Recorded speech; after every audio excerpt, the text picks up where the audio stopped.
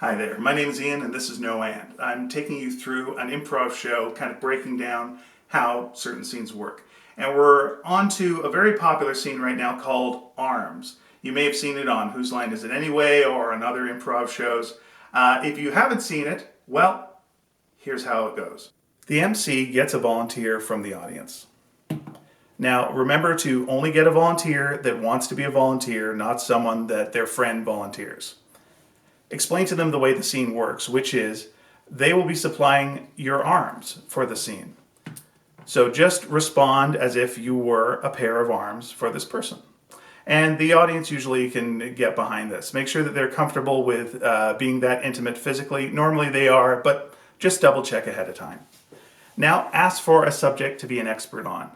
And the other improviser will interview you on the subject. Start slowly with very simple hand movements, things like how many years have you been doing this for, something that they can bring their hand up and show.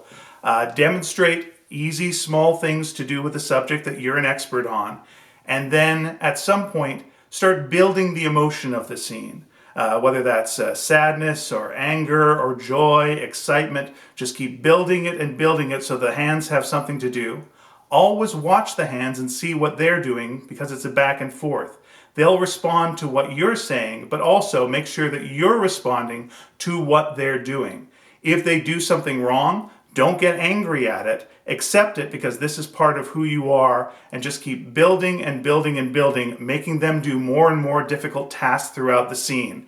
Maybe have them high-five the other person, do a handshake, do some sort of interaction with the other performer, and just keep building and building and building, as with all improv, until you have a resolution at the end, or the scene just, you feel peaks and you are done.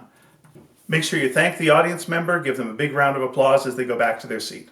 Hopefully by this point in the show, you've built enough trust with the audience that they know they'll be safe with you on the stage. If you did this as, say, your second scene, the audience member might be a bit more nervous, not understanding how the show works or what to do. But fingers crossed by this point, they'll feel on board.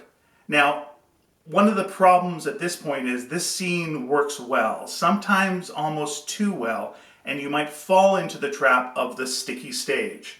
And what that means is when you're on stage and a scene is going poorly, you don't want to end the scene because you don't want to end the scene on a bad note.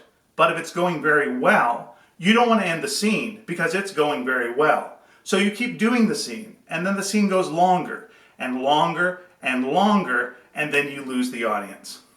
So it's important at this point, realize when you've hit that apex, when you've hit that big laugh, and it's so tempting to just keep going because you're really enjoying yourself, but no, on the big laugh, wrap it up, cut it short, shift to the audience member, give them some applause, and just ride that wave into the next scene. And speaking of the next scene, we're going to talk about that next time. So again, this is where I go because I live in a box over here. Okay, bye.